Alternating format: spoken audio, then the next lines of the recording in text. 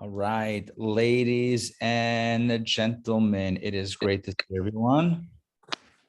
All right, let's get everybody in. Okay.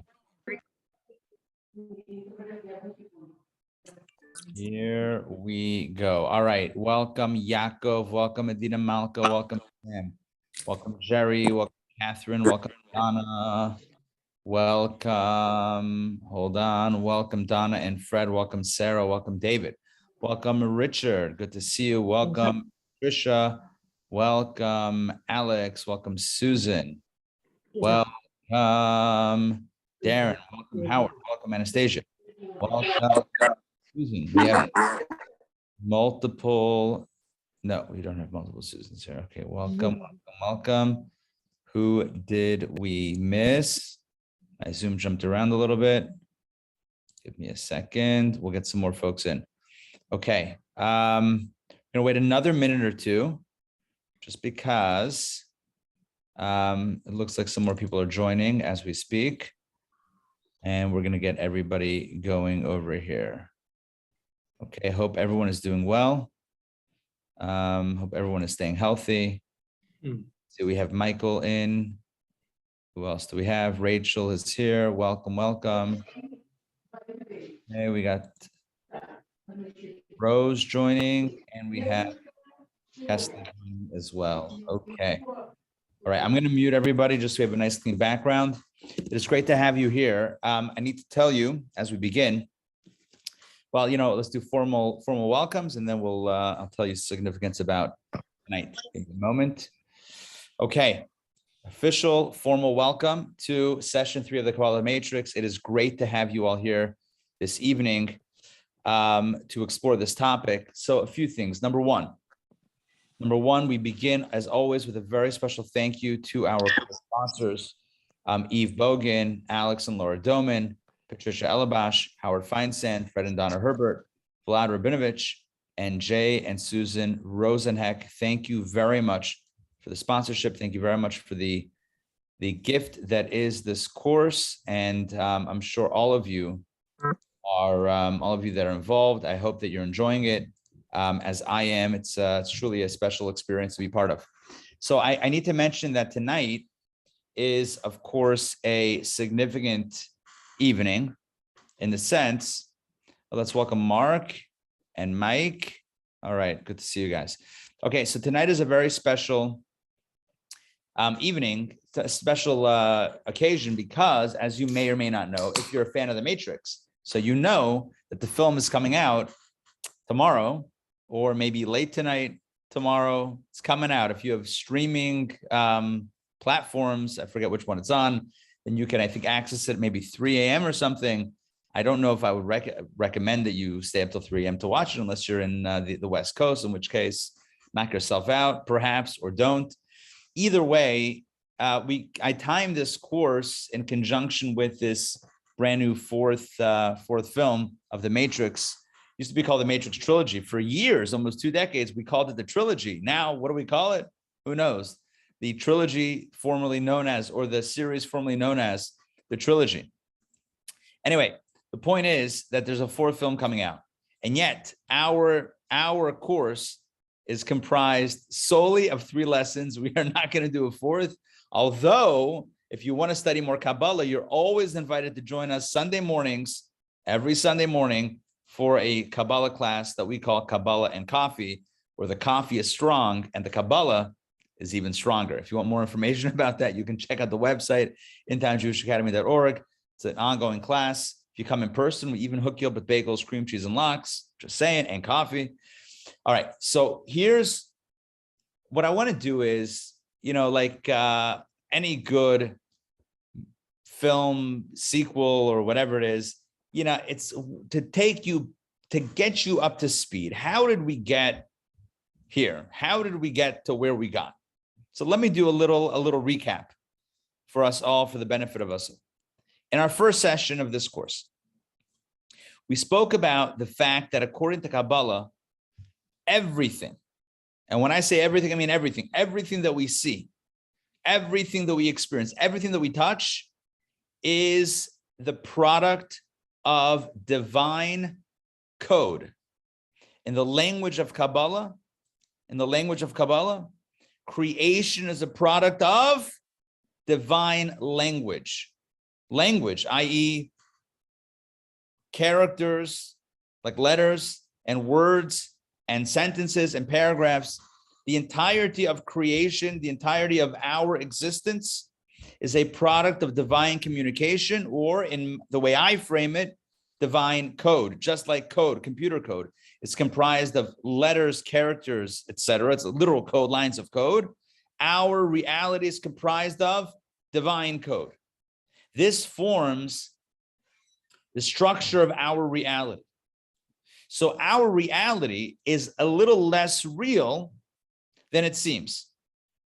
As we said in the first session, or maybe the second session, maybe both, the first session, if the letters, if the divine code were to somehow be dismantled or disrupted or eliminated, even for a moment, the entirety of reality would immediately disappear, and disappear as though it never were. The entire reality, the fabric of reality as we know it, is simply a product of divine code. Without the divine code, this doesn't exist. Which led us to conclude, correctly so, that there's a need for the code to constantly be what's the word I'm looking for? To constantly be pulsing existence, or our existence, into existence. If at any moment the code was to cease, if at any moment the code were to end, to be pulled, if the plug would be pulled on this code, then, as I mentioned a moment ago, everything would cease to be, nothing would exist, everything would be gone as it was before any of this existed, which is an absolute absence that we can't even imagine. The absence that we imagine is relative to substance. So the absence is still a substance. But imagine an absence that's an absolute absence. We can't imagine such an absence. But that's what it would be if there would be no code. So in our first lesson, we had a great quote. We had a great quote from our primary text, which is called Shar Yichud V'Emunah, penned a few hundred years ago by Rabbi Shneur Zalman of Liadi, the founder of Chabad, and the mystic known as the Alter Rebbe. So he explains, this is the great mistake of the philosophers. The great mistake, he says. Mistake of the philosophers who believe that creation of heaven and earth should be like the creation of human beings. Right? So just like you can create something and then walk away from it, you can write a book and walk away. You can paint a painting and walk away. You can pen a piece of poetry and walk away. You can compose a song and walk away. And your creation still exists even without you. So there are those who believe that this world could exist without its architect. This reality could exist without the architect. And he says fundamentally it's a flaw in logic. Because what we're saying is that this reality in its entirety is powered by divine code. And that divine code is forcing something out of nothing. Because prior to this divine code, prior to this matrix, what exists? Nothing of this sort. Something exists. We'll call that the source, with a capital S. But nothing of this kind exists. So for this type of reality to be emerging, it has to be almost forced into existence against the nature of reality, which is an unreality. And I hope that makes sense. The nature of this existence is not to exist, because it didn't exist until it was made to exist. And thus, it must constantly be made to exist against its own nature, because the nature is not to exist. There was no existence of this kind. So for it to exist, it has to be forced into being. It's kind of like you walk into a dark movie theater. You walk into a dark movie theater and all you see are chairs and a screen. And then a moment later, the projector is fired up and suddenly you see images dancing on the screen. You see characters come to life. You see a plot take place. You see a storyline unfold before your eyes on a screen. Sure, As long as the projector is pumping out light, that exists. Pull the plug on the projector, end the story. Story's gone, character's gone, plot's gone, nothing else exists anymore. Why? Because it didn't exist on its own. The story doesn't exist on the screen. The story only exists because it's being pumped from a projector. You pull the plug, it's gone, like it was before the projector started. You pull the plug on this reality, on this universe. You pull the code, everything's gone. There is no matrix anymore. We who exist within the matrix, we can move things around and they stay. Because we have the ability to move things within the matrix, but we're not creating something out of nothing. We're taking existing code that's being recreated or reprojected at every moment and adjusting. All of that was lesson 1. All of that was in our first session a few weeks ago. In our last week's session, session number 2, we spoke about two Kabbalistic phrases. If you joined us last week, or if you listened to the audio or saw the video recordings, then you'll recall these terms: dat elyon and dat tachton. It's very important that we get on the same page here so that we can advance the conversation this week, so we get to the absolutely mind-blowing information this week. Dat elyon and dat tachton. What are these two phrases? So dat elyon means the higher perspective, and dat tachton means the lower perspective, or a higher vantage point and a lower vantage point. A source vision and an inside the matrix vision. And we said last week that these two vantage points, these two perspectives, are diametrically opposed. Dat elyon is, the higher perspective is, this doesn't exist. This is not real. It's just a matrix. It's not real. It's like in the film.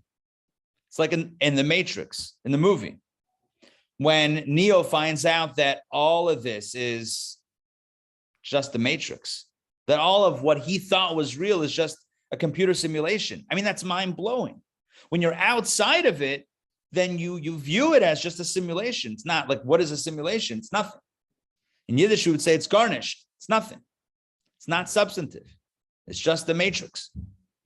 Inside the matrix, it seems very real. That's what we call dat tachton. That's the lower perspective. So higher perspective is this. It's garnished, nothing. Our perspective is it's everything. It's reality. It's truth. To us, it's true. It's real. We can touch things. We have experiences. We have a consciousness, a self-awareness. It all seems so real. Inside the matrix seems very real. Outside the matrix, no, that's just the matrix. That's not real. It's just the matrix. These were the two perspectives we explained last week. So we see this as real. God sees it, or the source sees it, as just the matrix. We further said last week, and this was a big idea, that if you and I, if we were to see this as just the matrix, then we would cease to be.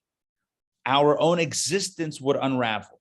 If we could somehow, and spoiler alert, it's not possible.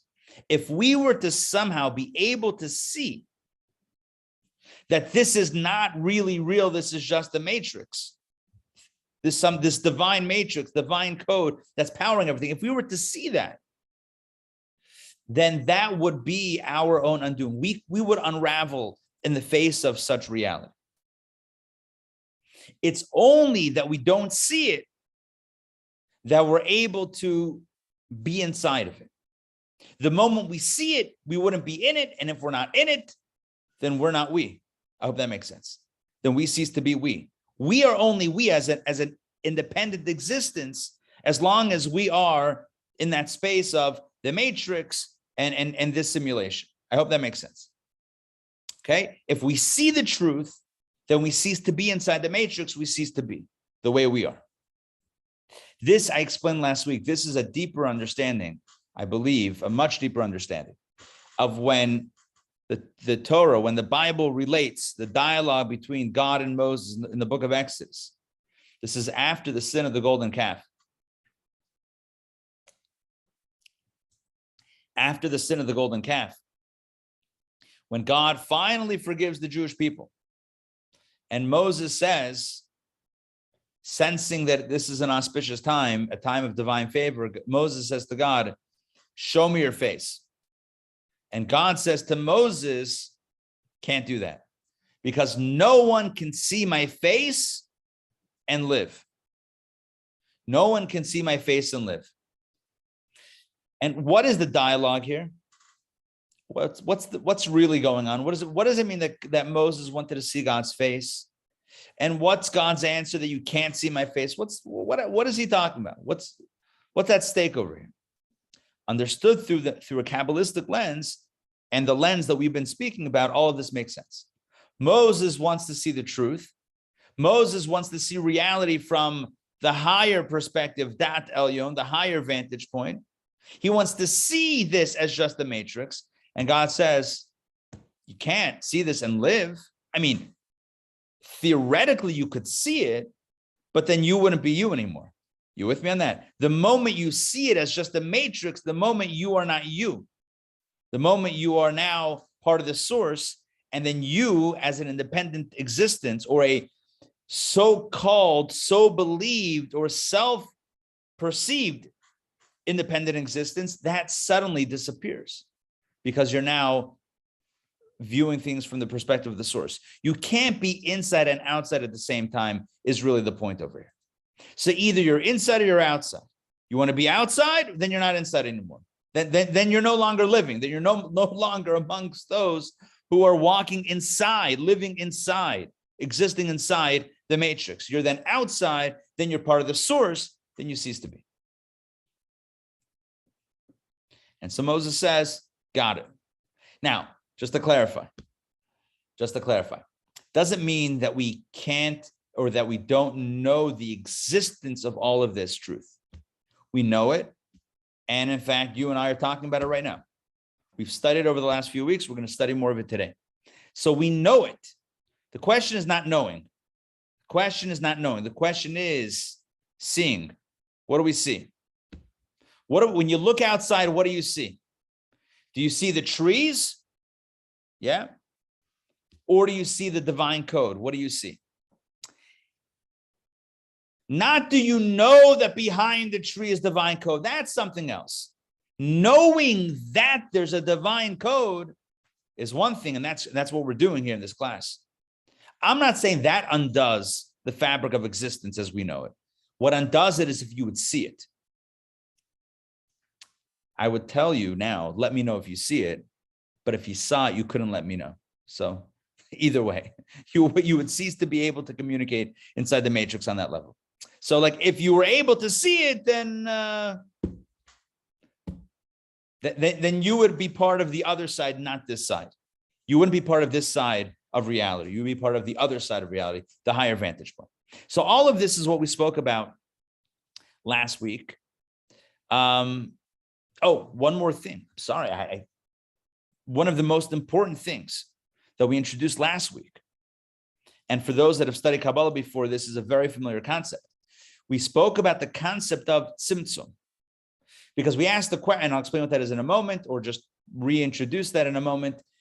The question that we posed in the middle of last week's session was, if the truth of the source is that the source is everywhere at all times, then how can a matrix exist within the source? In other words, if we posit that this reality, that our matrix, our self-perceived reality exists somehow outside the source, fine. Then you have a source, and then you have us. But if we believe, as we do in Judaism and Kabbalah, that everything exists within the source, so then if we're inside the source, how come we don't see the source? How can we even see ourselves as ourselves if we're inside the source at that very time? If you talk about two different domains or two different spaces, that's one thing. But how can we be in the same space and yet not realize it? That's the deeper element of this conundrum, of this paradox, that the matrix exists inside the space of the source. How can that be? And to this, we introduce the concept of the Tsimsum. What is the Tsimsum? Tsimsum means contraction. But in the case of, in the Kabbalistic understanding, Tsimsum is more aptly described as the great concealment, the great hiding of reality. The Tsimsum is where the source, i.e. God, in this course, I'm using source and other terminology just because sometimes God comes with layers of baggage. Baggage from wherever, but it carries with it. It's a bit of a loaded term sometimes. Not for all of us, but for some of us. So maybe a little safer to use something like the source. So Tsimsum is the source, the ability of the source to hide itself within the matrix. Basically, to create a reality that doesn't see itself as part of the source, but rather sees itself as its own separate reality. Okay, so that's what the Tsimsum is. So our question was, how can any of this exist? How can this matrix exist within the source? The answer is because of Tsimsum, the concealment, the ability that the source has to conceal the source and emanate a reality that sees itself as its own self-contained reality. So that takes us pretty much through last week's conversation, with a little bit missing that we're going to pick up the beginning of today's session, and then we're going to go much deeper. I noticed some chats going on. How is communication from God to Moses possible? Excellent question. How is communication from God to Moses possible? When I have that type of communication, I will let you know.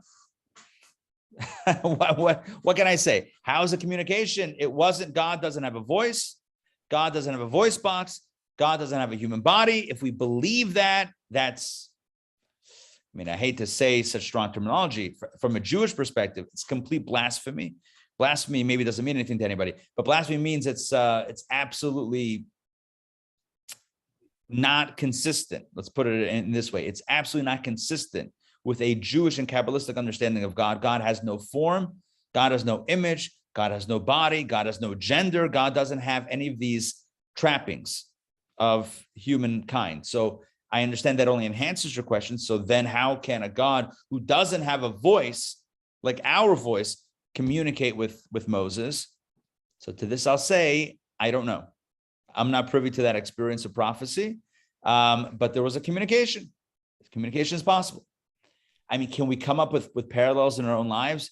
Ability to communicate without verbalizing, ability to communicate. I think even if we do come up with something, it's still about maybe body language or other forms, other types of communication and relationships that are still somehow corporeal, somehow bodily based.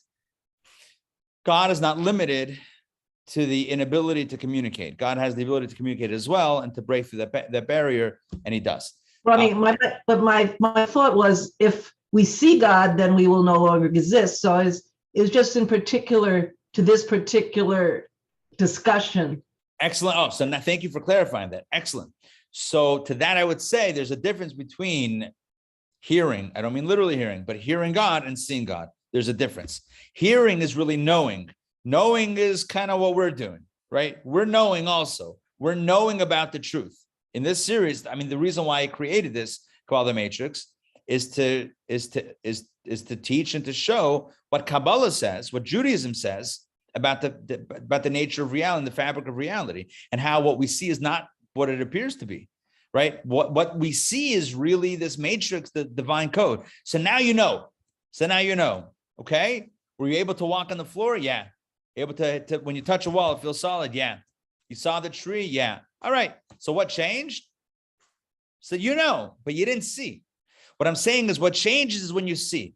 Even Moses, when he hears the divine communication, still doesn't see it, right? God communicates to him and says, you can't see my face. even as he's hearing God say, you can't see my face, he's not seeing God's face. So there's hearing and then there's seeing. You know what they say? Seeing is believing. There's an interesting law, just completely parenthetically. There's an interesting law in Jewish law that says that ein aid nasa dayan. We're completely switching gears for a moment to go to Talmudic law, Jewish law. It says ein aid nasa dayan, which means that a witness cannot serve as a judge. Let's say you had a Supreme Court, and the truth is this pertains to Jewish law specifically. I don't know how this would work. I don't know how this would work in other courts in the United States or elsewhere. But in Jewish law, in ancient Jewish law, a judge, a witness could not be the judge. So let's say you had the Jewish Supreme Court back in the day in Jerusalem, and you have very prominent judges, but one of those judges witnessed a crime occurring. He cannot sit on the case as a judge. Why? Because he's lost the ability to be impartial, because seeing is believing. Once you see it, you have to have judges that didn't see it, that are only listening to evidence, and therefore their partiality remains intact. They hear evidence, they hear other evidence, and now they can weigh it without being jaded one way or the other. They can look at it a bit more objectively. And you might be thinking, well, what's wrong with knowing for certainty what happened?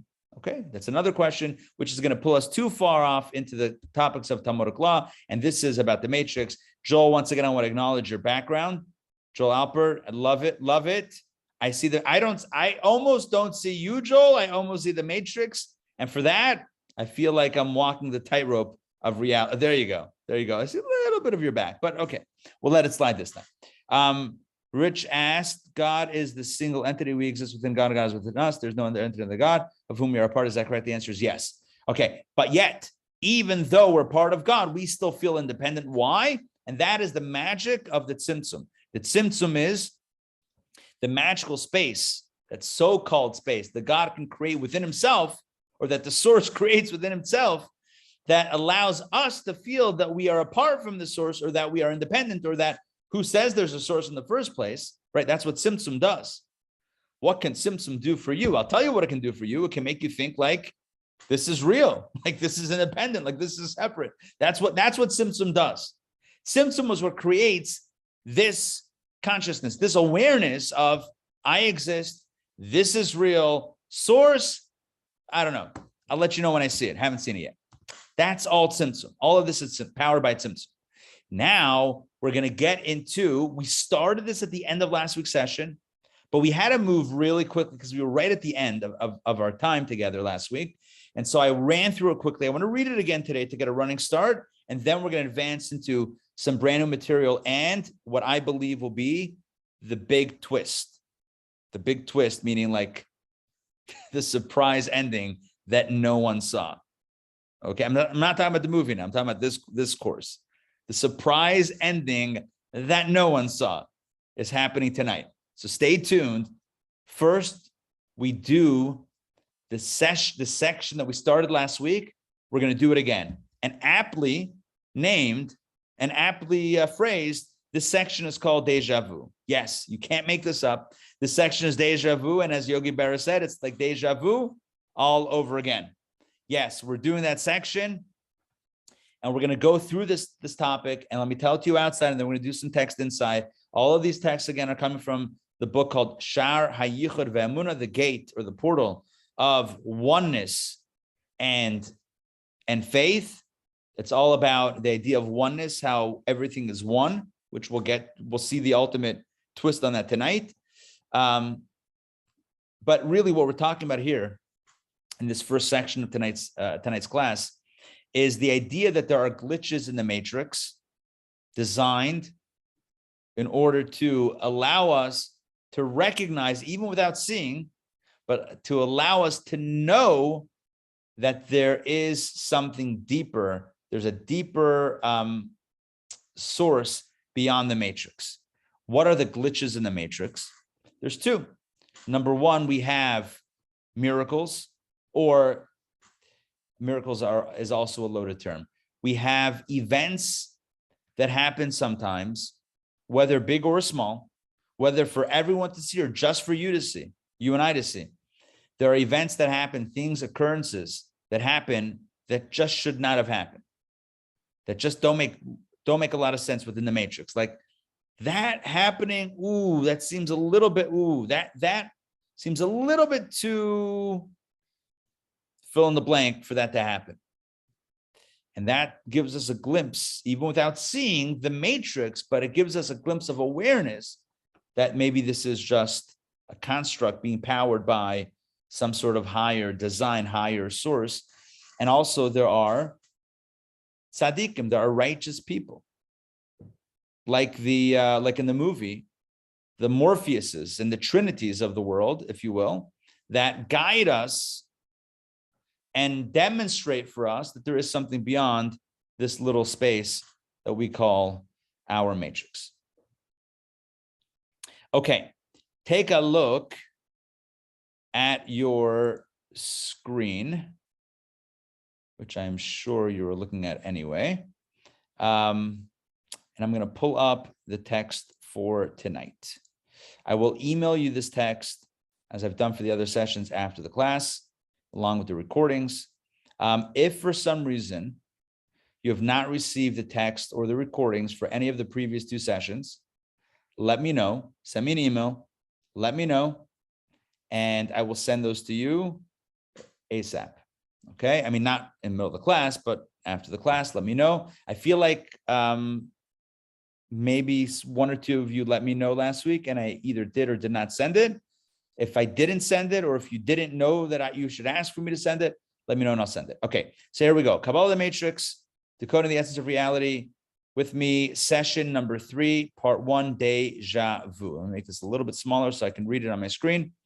Here we go. I'm gonna start reading. By the way, as always, if you have a question, comment, you can put it in the chat or unmute yourself and jump right in. Part 1, Deja Vu, balance. So speaking of Tsimsum, speaking of the concealment, this just incredible concealment of the divine code, the source code, a higher reality. So concerning this, our sage of blessed memory said the following, and I'm going to break this down and give you some context. Our sages say as follows: originally, it arose in God's thought to create the world through the attribute of stern judgment, i.e. Tsimsum and Gavura. Tsimsum is concealment or contraction. Gavura is severity. It's closing. It's hiding. It's concealing. It's withholding. It's withdrawing. So originally, God wished to create the world through the attribute of stern judgment. However, he saw, however, that the world could not endure. So he associated the attribute of mercy in its creation. Essentially, what's going on is like this. God wishes to create the world utilizing the attribute of strict judgment, stern judgment, Tsimsum Gavura, but he saw that the world could not last, it could not be sustained, so he put in a little bit of mercy in it. And I'm going to stop sharing for a moment, and just speak about this on a very simple level. On a very simple level, you and I might read this and say, I know what it means. It means that God initially decided or thought that he was going to relate to the world in a very strict manner. One false move and you're out, right? And then he realized, well, that in that case, everyone's out because no one's perfect. So it's like, all right, we'll add forgiveness into the mix. We'll add compassion to the mix. Are you with me on that simple meaning? Very simple meaning, very basic meaning. Let me give you an example in parenting. So you have new parents. They have a baby, they have a little child, and the new parents are discussing their parenting philosophies. Parent number 1 speaks up and says, I have an idea of how we should parent our newborn child. Let's parent in a very strict and exacting way. When the child gets a little bit older, if they misbehave, we have to correct it right away. We have to call out the behavior. We have to come down hard on them. Any word that's uttered that's incorrect, any action that's done, any misstep, correct it right away. With full disclosure, and I have never been in the army. I know I'm looking at some people here that I know have. So forgive me if I'm misspeaking, but like a drill sergeant, one false move, you get called out, push-ups, laps, whatever. You schlep 100 pounds on your back and hike for 15 miles and come back and then do it again. Gavura, strictness. Ra'a she'ena olam iskayim. God saw that the world was not going to exist, was not going to be sustained like that. So he mixed within it mercy. To which parent number 2 would say, I appreciate your desire that our child should grow up, exactly perfect, but no one's perfect. And if we come down hard on the child, it's not sustainable. It's not a sustainable model. I think we're going to have to be understanding. I think we're going to have to be tolerant. I think we're going to have to be loving in an unconditional way, even when the child does something wrong. And sometimes even look the other way and pretend like you don't see it, even though you see it. Otherwise, it's not sustainable. It's not good for us. It's not good for them. This is a simple understanding. God wanted to create the world with stern judgment. He saw that it's not going to work, so he mixed within it midas harachmim, kindness and mercy and love. Beautiful. Kabbalah comes along and says, hold my matrix. Kabbalah says there's a totally different understanding here. And what's the different understanding? The different understanding is that initially, I'm going to reread it. Initially, God wanted to create the world with absolute Tsimsum, iron, what am I looking for?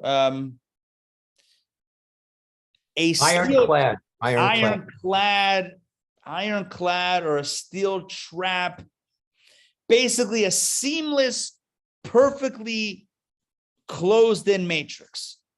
Because remember, stern judgment is Gavura, which is Tsimsum, which is that which creates the illusion of this reality. So initially, God wanted to create the world in such a way that the illusion would be so airtight that no one would ever know. You with me? The creatures inside the matrix would never know. But he saw that it was unsustainable if no one ever knew the truth.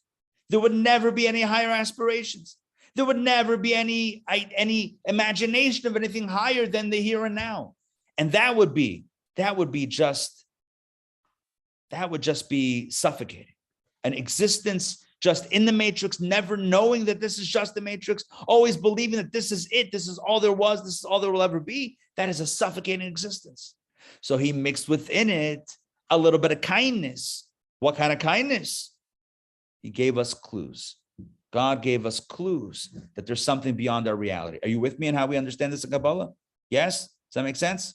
Let's read it inside. Let's continue. Okay?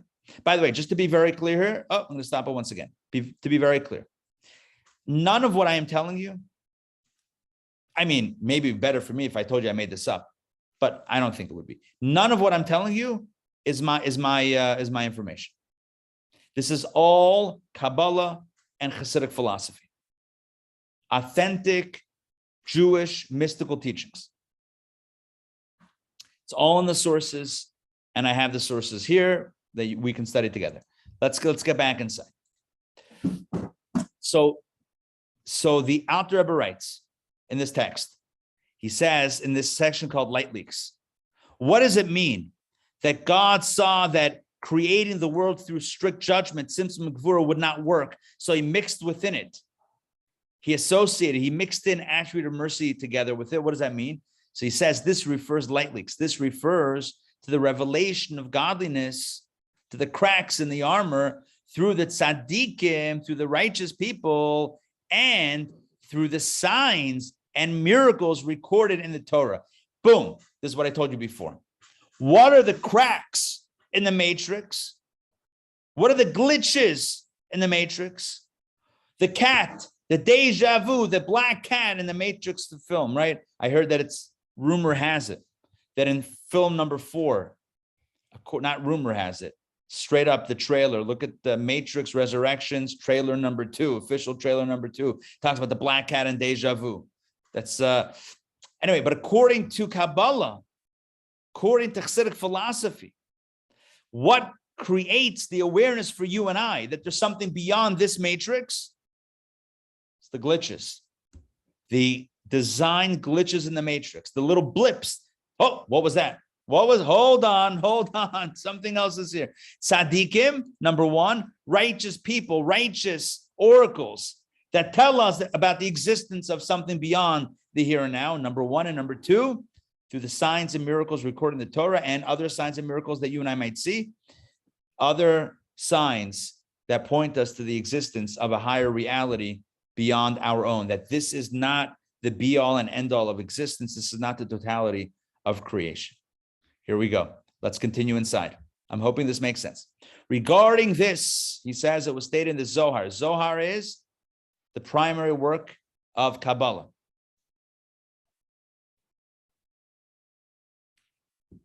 So about this concept, it says in the Zohar the following: above, in the side of supernal holiness, there is right and left, namely the attributes of chesed and gevura, chesed being kindness and revelation, gevura being severity and restriction and concealment. This means, look what he says here, that both chesed and gevura, expansion and contraction, both are attributes of godliness that transcend the intellect and comprehension of created beings, for he and his attributes are one in the world of Atzilut. So we're talking about realities that transcend our understanding. Listen to this. Let's keep on going. It is only the tzaddikim in Gan Eden. It's only the righteous souls in the hereafter, in the Garden of Eden, that's in the afterlife, who are granted the reward of comprehending the spreading forth of the life force and light which issues from these two attributes, chesed and gevura. This is the food of the souls of the tzaddikim who in this world engage in the study of Torah for its own sake. Let me explain what he's saying. What he's saying here is that in this we said this before as well, in this reality, or in this stage of reality, of our reality, in this moment, fragment of time, when the soul, your soul is in your body on this earth, in this space, our matrix, you and I, we cannot see the other side. You can't see the other side. Now, do we know that there's another side? Yes, we know there's another side. How do we know? Due to God's kindness. God could have made it hermetically sealed. God could have sealed us in this matrix to the point that we would never know otherwise. Imagine being born and dying and never knowing of anything higher than this. Wow. Talk about depressing. Talk about suffocating. So God gives us tzaddikim, the righteous. God gives us miracles. God gave us a Torah that tells us about the source. But when do we see the source? We can't see it in this space. We can't see it in this reality. It's only in the hereafter. It's only the souls of the righteous in the hereafter. And v'amech kulam tzaddikim, we're all righteous. The verse says that we're all righteous because we all have righteous deeds. So it's only in the hereafter, in Gan Eden, the Garden of Eden. That means after 120 years, after the soul leaves the body and leaves the tethers of this reality, that suddenly the soul will realize, will see this reality, this matrix from the outside in, as opposed to from the inside out. But this is exclusively the ability of a soul, a disembodied soul, a soul that is no longer tethered to a body inside this physical reality, inside this matrix of ours. It's only then that we can see it. As I said before, God told Moses, you cannot see my face and live. If you want to see the matrix, right? If you want to see it, if you want to be outside of it and observe it, well, then you're out. So you're either in or you're out. Your choice. You can't be in and see it. You could be in and know about it. That's what we're talking about. That's literally what this course is all about, knowing about it. You can be in the matrix and know about it. And that's through the righteous, through the teachings, through the miracles. We know about it. But to see it, that we can't do. You want to see it? All right, the soul in the afterlife will see it. You want to see it now? You probably don't want to see it now. I mean, unless, right. I mean, we probably want to be here and keep on going. All right, so that takes us, we kind of started that last week. That takes us through fully finishing out last week's conversation. We're ready to jump into some brand new material. But first, I want to pause for a moment. I didn't see anything. Oh, I did see, hold on. Is that coming to camera? Did God actually create a real world that strictly? So the question is, Mom, you're asking, did God actually create a real world that strictly? In other words, with strict Gavura, the answer is no. The answer is no. When it says that God thought about doing it and then he decided, it means that God doesn't actually create our reality in such a tight. Oh, hold on 1 second. Strict in the simple understanding, the deeper understanding. I'll reference both. On a punishment level, no, of course not. There's a place for tshuva, for return, and for forgiveness. That's embedded in the fabric of our reality. It's embedded in the Torah as well. The ability to get forgiveness. On a simple level, no, we have chesed. On a Kabbalistic level, also, God didn't create the world in a perfectly sealed, closed-in box where we couldn't see outside of it, or we couldn't even know the existence of outside the box, or that it is only a box. This we know, and the Bible itself says, the Torah itself says, in the beginning, God created heaven and earth. Okay, there you have it. There's a source called God, and there's a matrix called heaven and earth. So there you go. So we have outside and inside. So we know about it. Still can't see it, but we know about it. Okay. Any other questions or comments? Jump in now before we continue. That was my question about different worlds. Were there different worlds before ours? We're going to leave the question about different worlds aside for right now, because that's going to make things more confusing. We're just going to keep it. Okay. Kabbalah does speak about different worlds, but that's going to pull us way off topic. So we'll keep it right here. Fred, jump in. For a scientist to try and explain some of these blips, is that mere folly? My understanding, and I'm not, so my first answer is I'm not a scientist, so I would be speaking and speculating out of my field, but I have spoken to many scientists, and we've actually had the opportunity to have many scientists speak for Intown Jewish Academy. And my understanding is that the scientists that are really knowing what's going on are as confounded by what they're seeing than anyone else. They're seeing things that they can't explain, right? I mean, you have the whole question of quantum physics, on a micro level, how it doesn't align with the macro level, and trying to find a unified theory that kind of brings everything together. There's a lot that confounds, and I'm not saying that that's necessarily understood by every scientist to be pointing to a higher reality, but I think there's enough incongruency that even the greatest science, not even, that especially great scientists have an even greater ability to see more and more incongruencies in reality, and if they choose, can choose to see this pointing to a higher reality.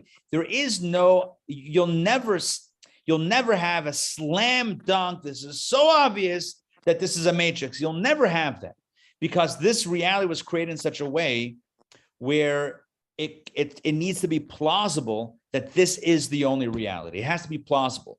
At the same time, there are some clues dropped in, but it has to be plausible. It has to be feasible that this is the only reality. That's the way it's created. Okay, hope that makes sense. Deja vu. Say it again. Explains deja vu. Say it one more time. The deja vu phenomena. Yes. What was the explanation for that? Deja vu, I lifted that from the movie. The movie talks about one of the lines, I think maybe Trinity says it, about a black cat. So Keanu Reeves sees a black cat go by, and then black cat go by, the same black cat go by twice in a row. And it's like, whoa, how did that happen? And the vart is Yiddish for the idea is, the insight is that when you have deja vu, that's a glitch in the matrix. There's a simulation, but sometimes a computer, computers have glitches. So when you see deja vu, it's a glitch in the matrix, which tells you that this is only a matrix, only a simulation. Aha. That's the movie. In Kabbalah, it doesn't talk about deja vu. Kabbalah talks about tzaddikim and miracles. I'm using the phrase deja vu because I'm lifting the phrase from the original film that is also in the fourth film because I wanted to be timely and trendy. But in Kabbalah, it's, and to whatever extent that is. But Kabbalah speaks about specifically two things, tzaddikim and miracles. I added a third, which is Torah, which is elsewhere, but not in the quote that we had. But these are various indicators that there's something beyond. But it's still a pretty feasible, plausible schematic here, this matrix of ours, pretty tied down. Now, we need to move on and get into the new information, brand new. I mean, some of this was new also, but what we're going to get to today is much deeper. And then we have the final twist, a major plot twist that no one sees coming. Maybe you do, maybe you don't. I don't know. Because where we're at now, we have a bunch of questions. Because based on everything that we've said thus far, it might seem that everything, this reality, is completely fake, complete fabrication, right? And the whole point of the Matrix film is that one day this guy Neo wakes up and realizes through some interventions, he realizes that the whole reality that he thought was real is actually false. And then the rest of the movie is about him, trying to, get everyone out of this place and try to reveal the truth to everyone. So is that us? Is that what's going on here? Is all of this just a simulation? Fake? Is this futile? Is there any purpose? Why are we here? Why are we in this simulation? Now, in the Matrix, there's a great backstory. Great, whatever. I don't want to sign a judgment to it. There's a backstory that makes sense, I guess. The robots, or the machines need bioenergy from the human beings, so they plug them into the simulation to keep them occupied while they suck their energy. Sure. So what are we doing? Who's sucking our energy? What's going on here? Are these the machines? No, we're talking about God here, talking about the source that's all loving. Great. So then why this? Why the game? What's going on here? What is this? What is this? And if this is only a matrix, if this isn't really real, it's real to us, but if it's not really real, then that seems profoundly, what's the word I'm looking for? Infuriating, right? It's like, what are we doing here? We're just in a simulation. That's no fun. What kind of business is this? And does it matter what I do? It's just a simulation anyway. Does it even count? Is it real? Is this real life? It's not really real. It's real to me, but is it really real? Like if I smash the wall down, did anything actually happen? You with me on the questions? Based on everything that we just said, it might seem like there's less of a purpose to this life than when we started. I would hate to leave you with that impression. So therefore, we need to plug further. We need to move forward in this conversation. All right? Hope everyone's with me. If not, don't worry. It'll come around. So here we go.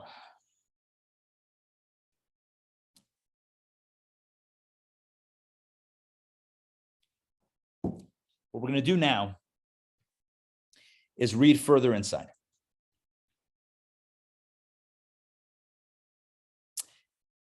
I'm going to share my screen with you.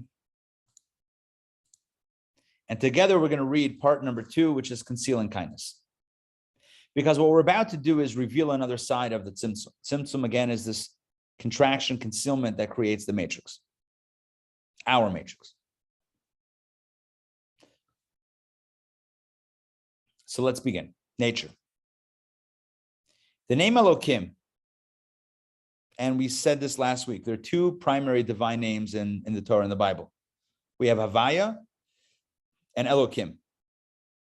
Havaya and Elokim.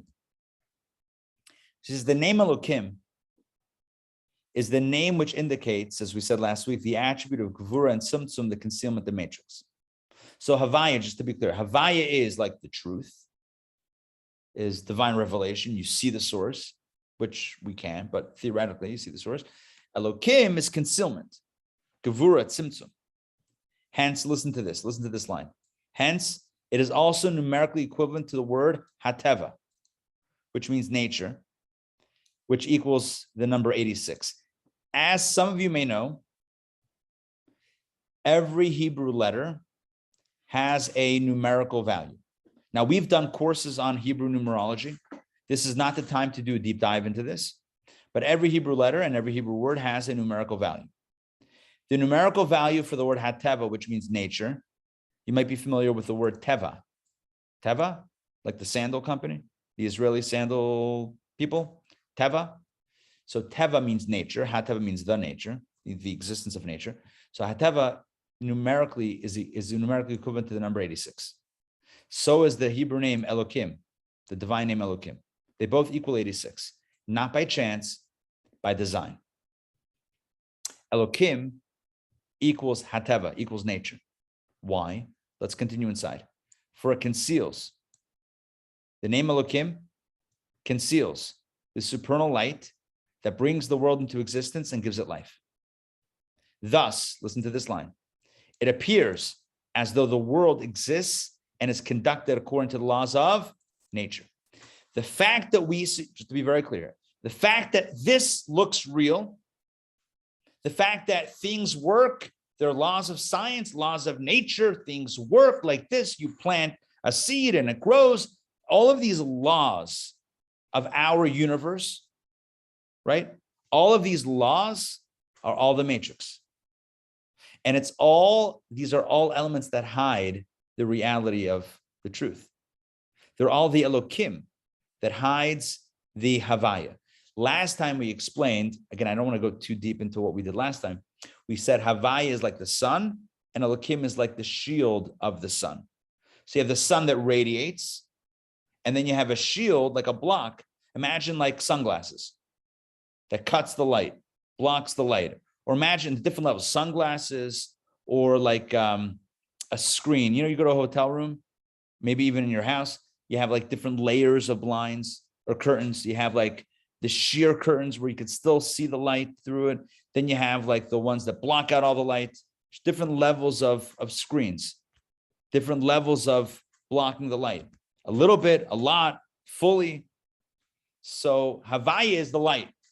Blinding light, you see the truth. Couldn't exist like that. So Elokim is the shield that blocks the sun. It's what creates our reality to be real to us. It's what allows for the existence of an other that feels itself as an other, as opposed to just sensing itself as part of, not sensing itself, but just being part of the source. So Elokim is the Gavura and the Tsimsum. It's the contraction, the concealment that creates the appearance, right? It creates the appearance of otherness, the appearance of nature with laws and rules and a whole structure.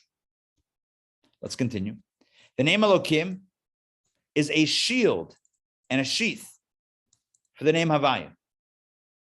Havaya is the name of light, concealing the light and life force that flows from the name Havaya and brings creation to existence from naught, so that it should not be revealed to the creatures, which would thereby become absolutely nullified. In other words, if at any moment, I'm going to stop sharing for a second, if at any moment the shield were to disappear and the light would flood in, what would happen? Everything would disappear. It's not so different. Remember those old cameras with the film? Remember those little canisters? Actual real film? You pulled out 35 millimeter, get your Kodak, Kodachrome, maybe you went Fuji, who knows? Yeah, you got the film, you loaded it in, first you popped open the back, you loaded in the film, the canister, you pulled out a little bit, you wrapped it around, you covered it, you turn on your camera, maybe you cranked it? Anybody crank it? I don't know. Or you, or just like motor goes and pulls it out. Take a few pictures. You ready for this? You ready for this blasphemous act? Open up the back now. Open up the back now. What's going to happen? Your negative gets exposed. Yeah. And all my younger generationals who only know cameras like this are like, what's film and what's exposure and what do we open up here? You mean take off the case? No. You open up the back of your camera and now the light floods in, and what happens to the pictures that you just took? Washed out. Too much light. Too much light overwhelms, it just wipes out the image. You can't see the other or even yourself when there's too much light.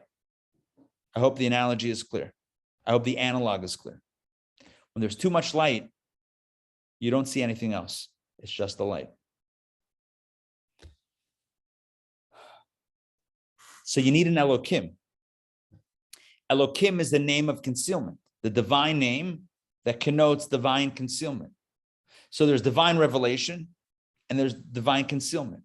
And it's the divine concealment, the name Elokim, that creates a space that seems to be separate from the source, even though it's not.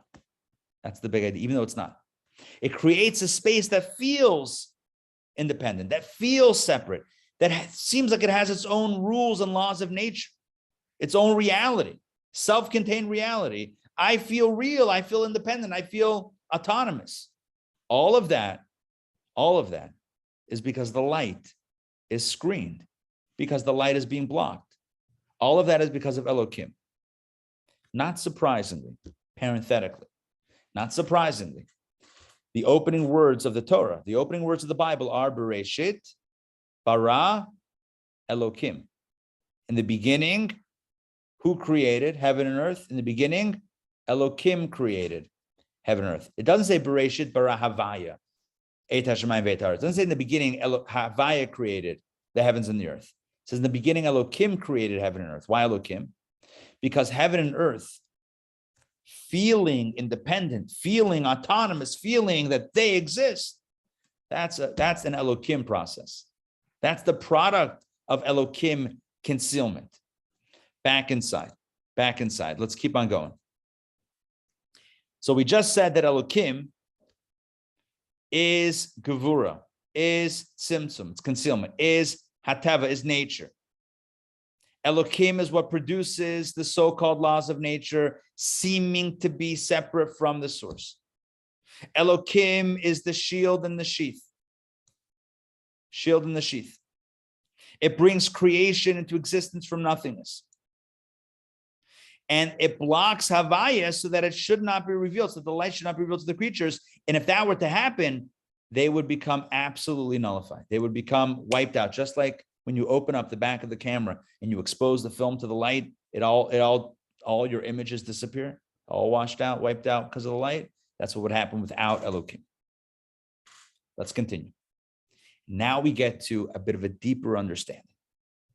This is not the big twist, but we're getting close. We're getting closer. He says the quality of this Gavura and Tsimsum, listen to this, is also an aspect of Chesed. I'm going to translate these terms in a moment. Through which the world is built. This is the quality of Gavura which is included in Chesed. Chesed, let's translate some terms here. Chesed means love, kindness, giving, generosity, openness. If I were to depict it with a hand motion, I would do this, open hand. It's an open hand take, giving, bestowing, generous, open hand. What is Gavura? That's Chesed. What is Gavura? Complete opposite. Gavura is withholding, withdrawing, concealing, blocking, withdrawing. It's closing the hand. Chesed is opening, Gavura is closing.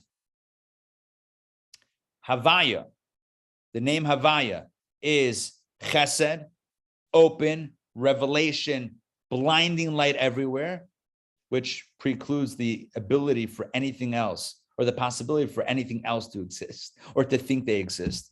If there's all pervasive light, then what else exists? Gavura is what withholds, withdraws, blocks, screens, shields, conceals the light to allow for the emergence of our reality, our matrix.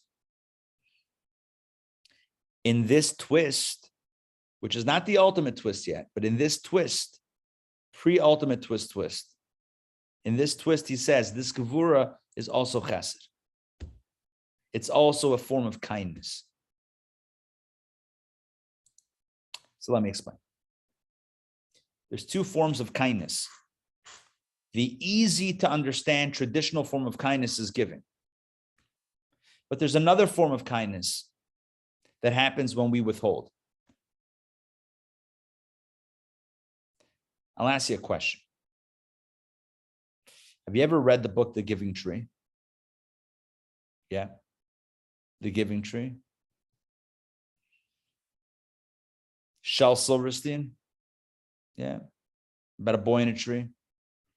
I'll ask you another question. Have you ever heard my lecture on the Giving Tree? That's oh, good. Some of you have. Good. So I'll give you the short version. Give you the 90-second version. Which is kinder? Which is kinder? Giving.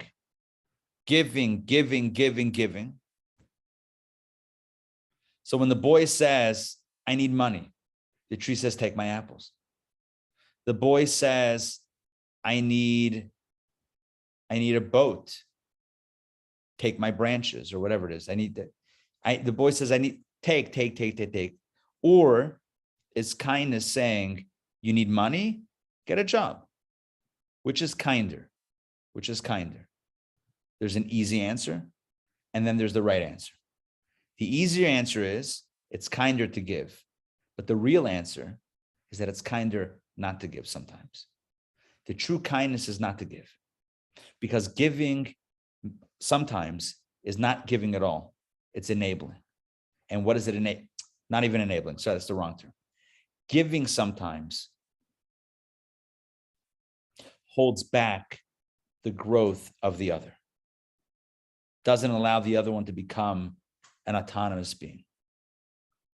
If the parent always holds the child's hand while crossing the street, the child will never learn how to cross the street on their own. Even simpler example, if the parent always carries the child will never learn how to walk. You cannot grow autonomously and independently without a measure of holding back, of the other one holding back and allowing that space. So here's the question. What is Gavura really? What is the Tsimsum really? You see, the Tsimsum is this great concealment of the source to allow for the emergence of otherness, or a self, or a so-called otherness, or a self-aware otherness. So is that Gavura or is that Chesed? What's going on here? On the one hand, we call it Gavura, it's withholding. It's not allowing the light to be blindingly everywhere. It's withholding the light. It's screening, it's blocking, it's concealing the light. Gavura. On the other hand, it's the ultimate chesed. It's the ultimate kindness. Why is it kindness? Because by holding back the divine light, by holding back the source, it allows us to emerge. It allows this to take place. It allows our matrix to pop up. A pop-up matrix couldn't have popped up without the Gavura. So he says here in the text that we just read, that little paragraph that we just read, that this Gavura of the Tsimsum, and I know I'm using a lot of Hebrew terminology, but I'm hoping you're following me. This withholding of the divine light, although it's a withholding, which is typically associated with something severe and something harsh, is actually a form of love and kindness, because it grants space for the other. And it grants self-awareness and a self-consciousness for the other being us, to emerge and exist. So I want to show this to you back inside. Let's go back inside and let's see it in the text. He says again, the quality of this Gavura and Tsimsum is also an aspect of Chesed, through which the world is built. This is the quality of Gvura which is included in Chesed. Sometimes you have an act of Gvura which is an act of love. It's like another example. This is like the easy example that I always use, but it's not exactly, doesn't exactly match up to our conversation, but it's another example of how withholding could be kind. A child asks for a knife. Yeah, you want to be nice or you want to be nice? What do you say? Child asks for a sharp knife. Is it nice to give or nice not to give? Oh, giving is always nice. Always? I might say no in this case. I don't think giving is nice. Withholding is nice. Withholding, gvura, restraint, in this case is chesed. That shows you love. If you don't love, sure, grab the knife, play with fire, run into the street. Sure, God forbid, right? If you really love, you'll say no. In relationships, you need boundaries. Healthy boundaries make for healthy relationships. Healthy fences make for healthy neighbors. You need boundaries. So is it a boundary or is it actually, in essence, leading to a healthier relationship and better love? So sometimes the restraint leads to love. Sometimes love is love and restraint is restraint, but sometimes restraint is actually the key ingredient to love. And this is one of those cases. Or chesed, kindness, not only love, but kindness. In this case, God hiding himself allows for us to emerge. And that's an act of kindness, because without it, we wouldn't be here. Do you like being here? I hope the answer is yes. I hope you're enjoying your time here, right? And if you are, who do you have to thank? Or what do you have to thank for this? The Tsimsum, the great contraction and concealment of the divine light. It's that contraction and concealment that is an act of kindness. Let's continue. From the mutual, listen to this. He's now tracing this Kabbalistically. How is it possible that the Tsimsum, that the contraction, which is Gvura, should ultimately be a good thing, which is chesed, a kind thing? Either it's severe or it's kind. Which one is it? It's both. How can it be both? Because ultimately in the source, chesed and gvura and chesed, they're all part of the same singularity. Hence the title of the section that I called it Singularity. Ultimately, chesed and gvura and chesed, ultimately they're part of the same divine source. And they're one inside that source. Therefore, it's like a stem cell. It ultimately has like attributes of all. From the mutual inclusion of the attributes, it is evident that he and his causations, i.e. his attributes, are one, that the source is one with his attributes. And that through all the attributes, there is this common theme of oneness that unites them. For since they are in complete unity with him, with the source, they therefore unite with each other and are comprised of each other. So an act of severity can be an act of kindness, and an act of kindness could be an act of severity. Why? How can they be? It's mixed signals. It's because they all come from the same singular source. And therefore, even as they become distinct and differentiated, they still retain their original DNA, if you could say such a thing, which is this all-inclusive stem cell that can go either way. So an act of kindness could be bad, could be severe. An act of severity could be good.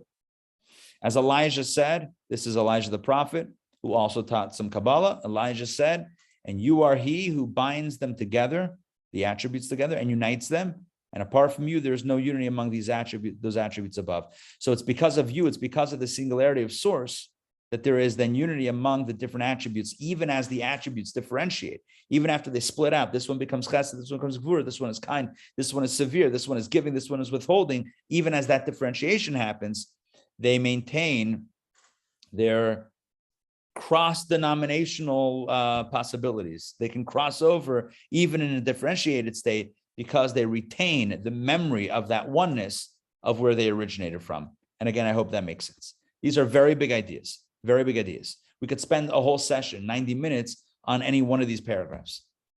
But in the interest of getting the arc and the flow of this narrative, we're going to keep on moving forward. So what do we do so far? The new material. What we said so far is like this. There is a source. And then there's us. And the question that we've been dealing with over the last few weeks is, well, how do we exist within this singular source? How do we exist as so-called, or so we feel separate, self-identifying beings within this source? And the answer is that it's the magic of the Tsimsum. The Tsimsum conceals the light so that we feel self-emergent, we feel self-aware, we feel this looks real, even though it's inside the source. This looks real because the light is blocked. Is that good or not good? So what he's saying now is, even though blocking is typically not good and not kind and not generous, in this case, it's the ultimate act of generosity, because without it, we wouldn't be here. So vis-a-vis us, at least, it's an act of generosity. The withholding of the light is an act of generosity. The Tsimsum, the Elokim, the Gavura is an act of chesed, kindness, and love. Let's keep on going, and then we're going to get to the final section. One more paragraph, and then we're going to take questions. This is the meaning of the scriptural phrase. It's from Deuteronomy. Know today and take it to your heart, and take it upon your heart. Ki Hashem, ki Havayu Elokim, that Havaya is Elokim. So the verse says, listen to this. What a strange verse.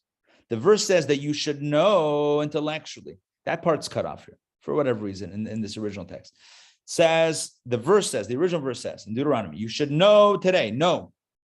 And you should take it to your heart, you should feel. You should know and you should feel. What? That Havaya is Elokim. That Havaya is Elokim. What does that mean? One is revelation and one is concealment. One is source and one is matrix.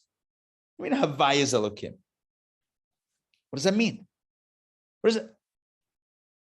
Imagine a verse says, you should know today that an apple is an orange. Somebody raised their hand. Unfortunately, that's all perfect, except for the fact that an apple is not an orange. The problem is the apples and oranges aren't polar opposites. In this case, Havaya and Elokim are polar opposites. So Moses tells the Jewish people right before his passing, and we immortalize it in the Aleinu prayer every single day, 3 times a day, at least 3 times a day. We sing the song, that Hashem is Elokim. What does it mean? That Havaya is Elokim?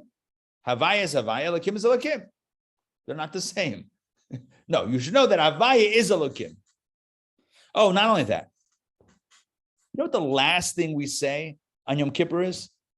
In the Ne'ilah closing service? Right before the Kaddish and the shofar blast. After which we say Lashon Haba B'Yerushalayim. But what do we say right before that? It's a very solemn. It's a very solemn moment. Hold on one second. It's a very solemn moment. Very solemn moment. The Chazan says Shema Yisrael Hashem Elokeinu Hashem Echad once, and everyone repeats the Shema. And then he says Baruch Shem Kavod. He says it 3 times, and everyone says it 3 times. And then he says Hashem Hu Elokim, Hashem Havaya Hu Elokim, Havaya Hu Elokim, 7 times. Havaya is Elokim. Who are we kidding? Havaya is this infinite expansion, this expression of light, in the face of which nothing exists. All there is source. And Elokim is the divine energy that blocks and shields the source's emanation, so as to allow for a matrix to emerge within which it feels like we exist. So how are they the same? You got to be kidding me. What's going on here? So he explains it right here. This is the explanation. This is the meaning, once again, this is the meaning of the scriptural phrase, and take it upon your heart, that Havaya is Elokim. What does that mean? These 2 names are actually one. And I'll give you the reason now in my own words, because they both do the same thing. For even the name Elokim, which conceals and contracts the light, is a quality of chesed, kindness, just like the name Havaya. Havaya is expansion and and revelation and chesed and giving and generosity. And Elokim is concealment. And the big idea here is, yeah, okay, fine, but that concealment is an act of love and generosity. Because without the concealment, we wouldn't be here. Without the concealment, none of this exists. As we said before, the moment the source of the matrix becomes revealed, the matrix disappears. You can only see one at a time. Either you see the source or you see the matrix. Either you see the source or you see the code. Which one do you see? Either you see this as a code, which is the source, or you see it as reality. But you can't see both, and you can't see both and still exist like this. So the fact that we don't see it is an act of kindness because it allows us to exist. It allows us to remain intact. So this is still not the big twist. So how do we explain that Havaya and Elokim are one? That is the same thing. Havaya is Elokim. Because just like Havaya is about chesed, kindness, so too Elokim, even though Elokim is contraction, is concealment, hiding the truth. In this case, hiding the truth allows for us to emerge. And to us, that should be an act of kindness. Again, assuming that you're happy with that, with more or less happy with this reality, then that's an act of kindness. Okay, questions. Let's keep it like to 60 seconds of questions or comments. And then we got to get to the final big reveal. Questions or comments? Is that why we have so many? We have a braid for the Havdalah candle, that each strand, and then it gives a. I don't know. Is there a connection there? There might be. I'm not familiar with I know that Havdalah has to be interwoven of more than one wick, and I think that's one way of doing it, but there might be deeper significances behind it. It could very well be. Yeah. That's what I mean. Is that the deeper significance? This, I haven't heard it. But it could be. Just Okay. because I haven't heard it doesn't mean that it's not true. Yeah. Is Havaya the same as Yud Kei Vav Kei? Yes. Havaya is Yud Kei Vav Kei. It's the 4-letter name of God. But it's reorganized. The mystic, the Kabbalistic way of referring to the 4-letter name of God that we can't pronounce as written is by reordering the letters in a way that can be read halachically, legally, without running into any problems, which is Havaya. It's the same 4-letter name of God. Yeah. Okay. All right. Let's jump into the final big idea. So what we've said so far, just to recap, what we said so far is this is a matrix. This is not the ultimate reality. Ultimate reality is the source. When the source is shining, nothing else exists. The only way that we can exist is when the source stops shining. In other words, when there's this Tsimsum, when there's this contraction of the truth, then we emerge, or we can emerge as beings that believe that this reality is actually real, when in fact it's not. And this is an act of kindness, as we just read. This is an act of kindness because it allows us to exist, without which we wouldn't have existed. Okay. But there's a much deeper level of understanding. And to understand this, and this is the big twist, I need to ask one very simple question. And that is, so in the final analysis, after everything we've talked about over these last 3 weeks, the final analysis, so what is the matrix? What is this matrix? We said it's the divine code, but the divine code is still divine. How come we don't see the code? If this is really divine code, unless the one we said, all of this is divine code.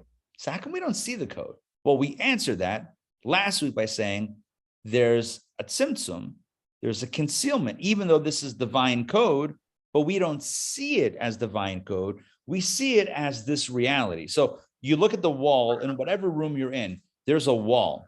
And I know there's a wall because you're indoors and there's got to be a wall around. So the wall that you're looking at, imagine if you could look at it from the other side. I don't mean by going around the back of the wall. I just mean, imagine if you could see the other side of this reality and you could see the code. Well, then if you saw the code, then you wouldn't see a wall anymore. But we don't see the code. We do see the wall. And so the question that we asked was, why? Why don't we see the code? And the answer is Tsimsum, because God hides the code. God hides the code and creates the wall. So now I'll ask the final question. So what is this concealment? What is Elokim? What is the Tsimsum? What is the concealment? What is it? Who is it? What is it? What's at the core of it? Not the divine code, but what's at the core of the concealment? Who is the concealment? What is the concealment? And I know you know the answer. The answer is the concealment is also God. The concealment is none other than God. It's not that there's another force in reality that's hiding God. This is Judaism, remember. This is Judaism. This is strict monotheism. Monotheism means that it's not like, well, monotheism, but we also have the devil. No. Time out. Stop. Monotheism is there's only one, not there's one plus. This is monotheism. Monotheism means that if you have the light and you have the Tsimsum, if you have the light and then concealment, who's the concealment? You with me? Who's the concealment? Still God. Who's the light? God. Who's the concealment? God. Let's do it with the wall. Who's the code? God. Who's the wall? God. Now, hold on, time out. I'm not calling God a wall. Not going that far.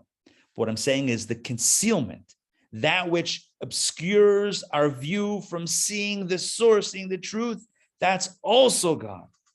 In other words, this whole so-called reality that's not so real is in fact also real.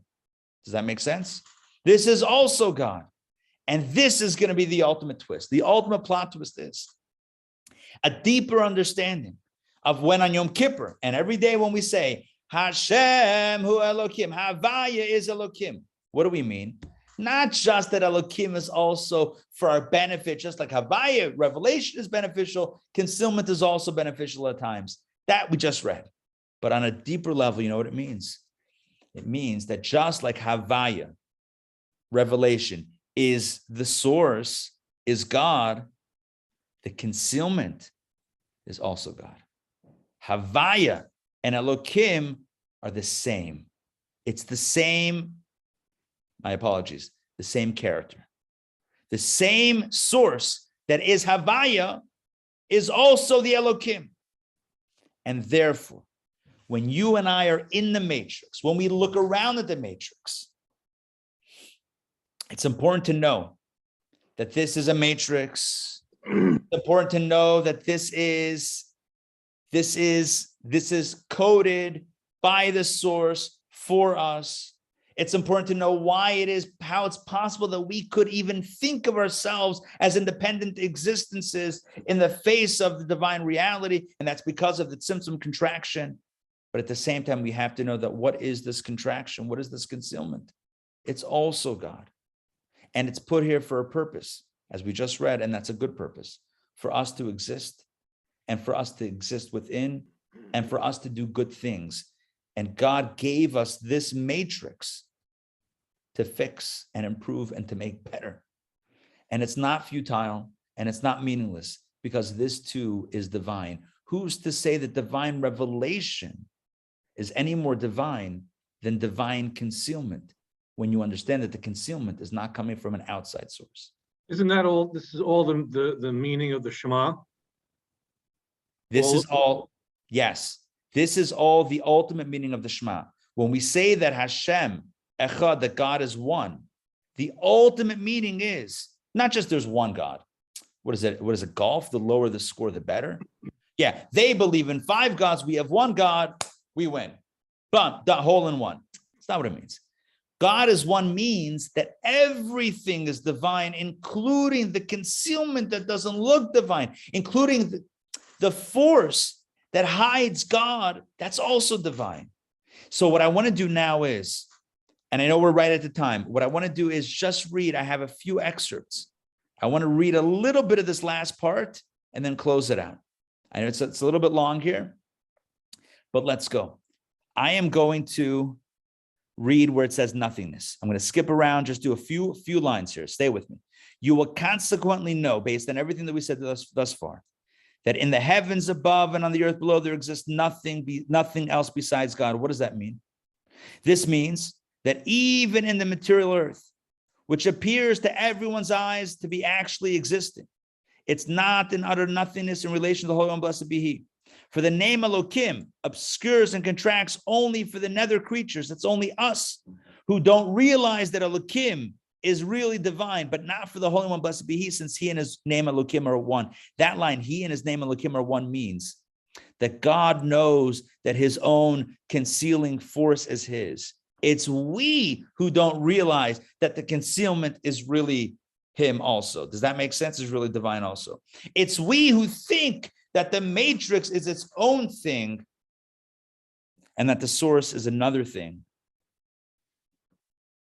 And so I think this gives us enough to be dangerous tonight. This is enough inside text. I'm going to send you this PDF. You can look at it and pour over the text. And there's, of course, more to look at. But I want to take you on a 3-step review. Step 1 is how a person might come into this course, thinking that this is real. This is the only reality. So step one is this is real. Step 2 is no. This isn't real. This is just the matrix. That's real. The source is real. This is just the matrix. And that we held for 3 classes until now, because step 3 is the ultimate. Step 3 says something bigger. That this too is divine. This too is divine. This too is holy. This too is real. Again, step 1, step 2, step 3. Step 1 is this is the only reality. Step 2, this is not real. That's real. Step 3, step 2 was this is fake. This is the matrix. This is not real. This is just divine code that we think is real, but really the source is reality. And the whole premise behind the movie The Matrix is to get away from the matrix and get to the truth. But Kabbalah tells us that this too is true and this too is divine, because this matrix is also created by the source, and the concealment itself is divine. Does this last hook, is this resonating? Is this making sense? Yes, sort of, or 100%? I'm hoping 100%. Yes. I see some of you are with me. Okay. Again, I'm going to do it again, 3rd time. Zum dritten Mal. Third time. Step 1 is a reality, a perspective of this is the only reality. I don't know about God. I don't know about source. I don't know about spirituality. This is it. That's step 1. But then you came to this course and you saw in lesson 1, boom, that's not real. That's not true. This is the matrix. This is divine code. This isn't real. God is real. The source is real. This is fake. And that's where the movie ends. That's where the movie ends. This is fake. Let's escape. That's the movie. Let's escape because this is fake. Kabbalah says this is created by God.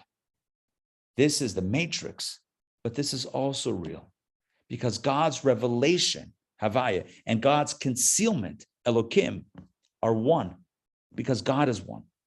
You don't have 2 gods and you don't have 2 domains. This space is also divine. This is as divine as the source, which is why in Judaism, and this is the big idea, this is why in Judaism, the objective has never been to escape. Unlike other spiritual paths where the ideal is to escape. Yeah, the ideal is to get out of here. The ideal is to get to somewhere else. Judaism is never about escapism. It's never about seeking to leave this behind. You look at the whole Torah, and what is the whole of Torah, the whole of Judaism? It's all about sanctifying physical existence, sanctifying the stuff around us with meaning and purpose, taking leather and making it into tefillin, taking wool and making it into a tallit, taking a coin and transforming it into tzedakah, taking a candle and transforming it into Shabbat candles. It's about taking the physical and transforming it into something but not transforming it, revealing its soul, revealing its sacredness. In the final analysis, to believe that this world is all there is false. But to believe that this world is nothing and that the only reality is the spiritual reality is also false. Because Havaya hu Elokim. Because Havaya and Elokim are one. And Elokim, which is the Tsimsum, which is the concealment, which is the matrix, is as divine as that sacred space of divine totality. Rabbi. This space is as holy. And thus so give me 1 second. And thus it's our mission to sanctify the space and to reveal the truth that this too is nothing other than a divine space. Yeah, Richard. So doesn't that lead us to what the purpose of creation is exactly what you're just saying, is to Yes. reveal God's hidden light Yes. by elevating the mundane and releasing that hidden light. Yes. And when we do that, this is joining the two realities. It's not about only the matrix. It's not about only the source. It's about showing and leading toward a merging of the two, where we see that this space is also divine and is also sacred, and the sacred is also in the space, where you have this joining of domains into oneness, the merging into oneness. That is the ultimate purpose of existence. That is the Kabbalah of the matrix. It's about understanding that this is just a creation, that this is just a creation, a simulation, if you will, of the divine, of the source, but that simulation itself is also the source, and thus it has sacredness. And the goal is to reveal that and to tap into that, and to manifest that in our lives. That takes us to the end of the session. I'm going to send you, and really the end of the series, I'm going to send you the handout, the text, so you can look at them. And there are other texts. I'm looking at it right now on my end. He says, yeah, if you want to look at the end, I'll just share with you very quickly the last words over here, which is powerful. Again, you can read the whole thing. It says, the attribute of Gavura, the Tsimsum, does not have him conceal for him. God doesn't get confused by his own concealment, for it is not an independent entity. That's the key. This matrix is not independent. Rather, Havaya is Elokim, and that's how we end it. Havaya is Elokim. It's all one. This is pure oneness. It's pure oneness. Our job is to reveal it. So, you ready? You have a source, an all-pervasive source, who creates a space called, which I'm calling the matrix, creates it with code to feel self-aware, to feel self-contained, but then creates a little bit of opening. There's a crack, said Leonard Cohen. There's a crack in everything. That's how the light gets in. There are cracks. There are cracks in the matrix. There are cracks in the facade. It's like the Truman Show when you suddenly realize, like, wait a second, this is all a set. But unlike the Truman Show, unlike the Matrix, the goal isn't to escape, because this is not a false reality. Because even though it's a hidden reality, who's doing the hiding and who is the hidden? It's also God. This space is as divine. The darkness, here's the point, is as divine as the light. That's the big Kabbalistic twist. The darkness is as divine as the light. But our job is to reveal that.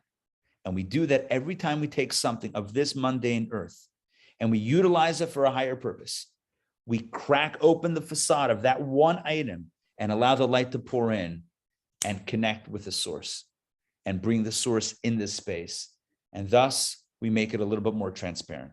The goal is not to escape the matrix, but to reveal the truth within the matrix, to make it a little bit more transparent to its source. So my friends, as we conclude this series, I hope that you, number one, I hope that you enjoyed this series. I hope that you learned something in this series. I hope that it has opened up your eyes to a sense of reality as seen through the lens of Kabbalah. And I also hope that it's been inspirational for you, to understand just what it is that this is about and just what it is that is our purpose. And with this, I will say that it's a job that each of us has to illuminate our matrix, to illuminate our little part of this reality as we see it. And when we do so, the totality of which illuminates this matrix, that is what's called Mashiach. That is what we call the Messianic Era. It's a time when everything is exposed as obviously radiant, even as it is still existing. We didn't have a chance to get to this. The ultimate goal, I said it, but we didn't have a chance to really break it down. The ultimate goal is a space that is still self-aware, but also completely aware that what is that self-awareness is divine awareness. The ultimate merging of the higher perspective and the lower perspective in the same space, that is the ultimate objective. Anyway, these are things that hopefully either make sense now or you'll be able to unpack, and it will make sense in the days ahead and the weeks ahead, etc. Of course, if you have any other questions, you can always reach out to me, and you can join us Sunday mornings every week. We study Kabbalah, and we can continue the conversation there, certainly. I want to thank you all for being here, for being part of this magic. I want to thank our dear course sponsors for making it happen. I will mention that we have a lot of upcoming opportunities to continue this. In addition to the Sunday morning Kabbalah classes, we have a session coming up in January with a world famous Australian Kabbalist, Rabbi Dr. Label Wolf, who will be joining us live from Melbourne. Well, he's going to be in Melbourne. We'll be based out of Atlanta and worldwide, of course. It's Zoom. It's a Zoom only event, and it's taking place Tuesday, January 11th. Please join us for that. It's called Mastering Our New World, combating anxiety and fear with hope and resilience. And it's filled with meditation and Kabbalah. So join us for that. You can find out more information on the website, intownjewishacademy.org/mastering. We also have a brand new course that we're launching in January as well. It's called How to Think Like a Hasidic Master. So if you want to think like a Hasidic master with some mind hacks, join us for a 4-part series taught by Mrs. Nomi Freeman. She is a mystic in her own right and a great scholar. Join us for that 4-part series coming up in January. I will be teaching a 6-week series called Meditation from Sinai, starting January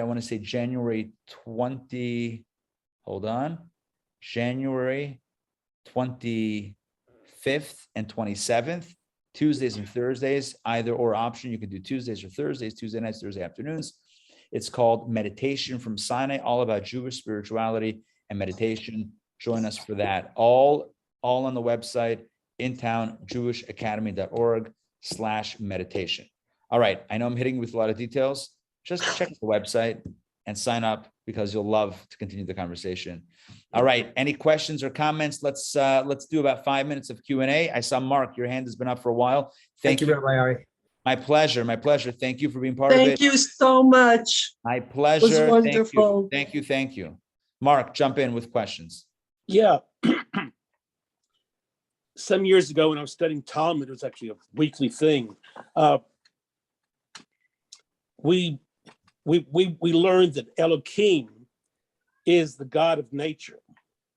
But instead, this is from this, is Elohim the God we see expressed by the natural world? Because that's what it sounds like it is. I love it. I love it. Yeah. Beautiful. Beautiful. To say that there's a God of nature is to imply two deities. We don't want to that's not oneness, right? To say that there's a God, to say that there's Havaya and Elohim is now duality. There's no duality. The same Havaya is Elohim. The same infinite is also finite. It's the same force. So I like how you expressed it. It's the God that's expressed through nature or through the natural. Right.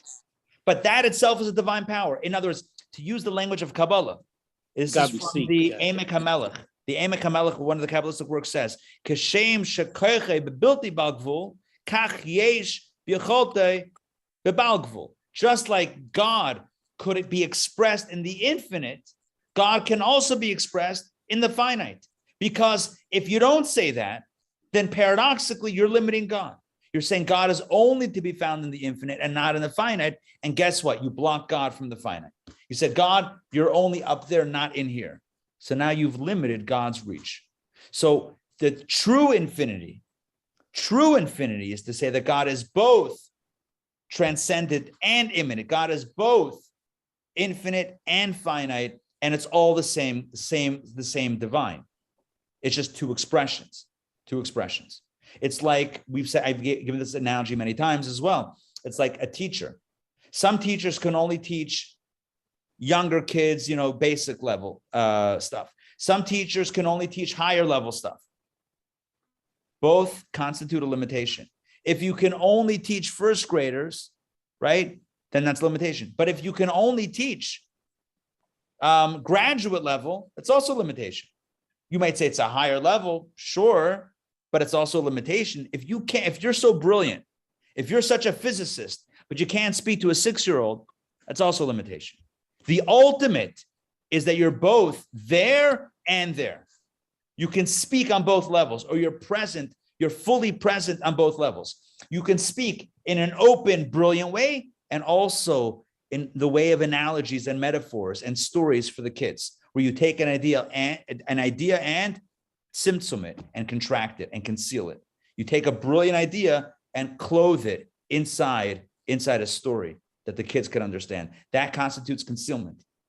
But if you have the ultimate teacher is one that could speak on that open level and on the concealed level. Are you with me on this? Does that make sense? That analogy makes sense?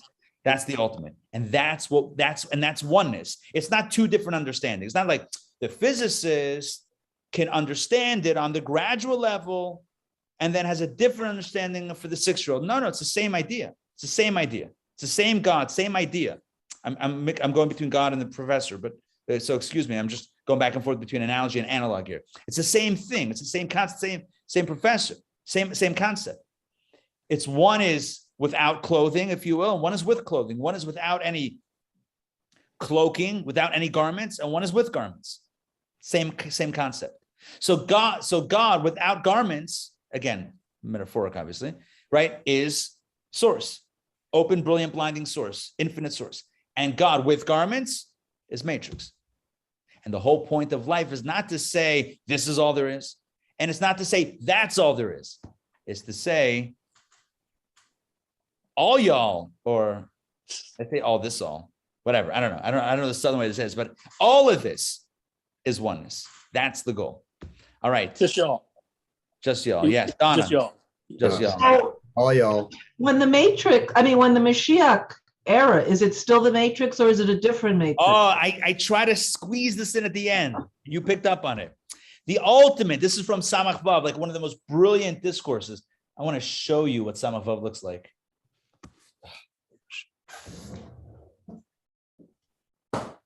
Oh, there goes my recorder. Hold on. It's the bookshelf.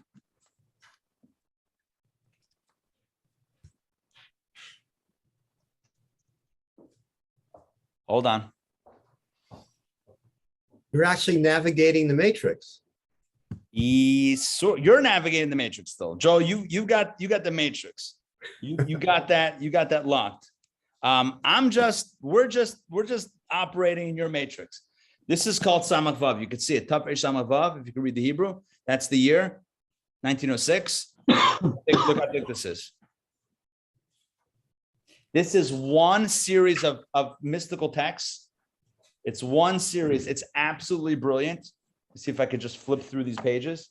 You can see what's going on here. Just page after page after page of Kabbalah and Hasidic philosophy.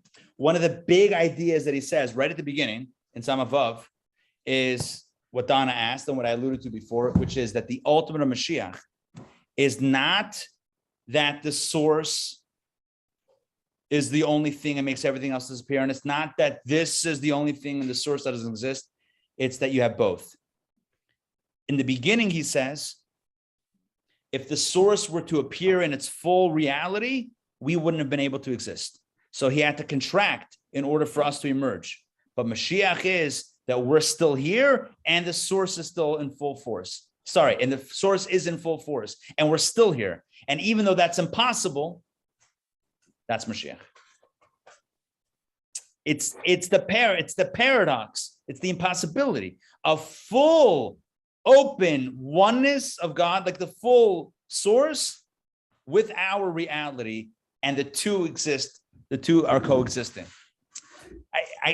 You got to study Samavav to get the full picture. Maybe one day we'll go Samavav. We'll just go like straight through. I mean, this is like some of the deepest stuff. Samavav, Ayin Beis. I mean, these are some of the. But what we studied here, just so you know, what we studied here is some of the most brilliant and deepest stuff in Kabbalah. Listen, we have 3 weeks and 90 minutes, and there's a limitation. These are things. I mean, this text, this Samavav, we studied in yeshiva for years, every single morning, 7:30 a.m. to 9 a.m. Yeshiva schedule is grueling, 7:30 a.m. to 9:30 p.m. With you get to eat in the middle, but 7:30 to 9 o'clock was Seder Chassidus, was this study in the morning. Studied for years. Got through, I don't know, not the whole thing. We're talking about just most brilliant ideas. So I hope you guys enjoyed it. And I hope this opened up your eyes to some new ideas or kind of clarified old ideas. I also hope that that in addition to what you learned, it also stirred a desire to learn more. There's always more to study. There's always more to learn. And we have at Intown Jewish Academy a lot of opportunities. So join, really take advantage of the opportunities. And if you enjoyed it, share it with a friend or a family member. Let them know that there's these opportunities to study. We'd love to welcome them as well. All right, with this, I think we'll close out officially.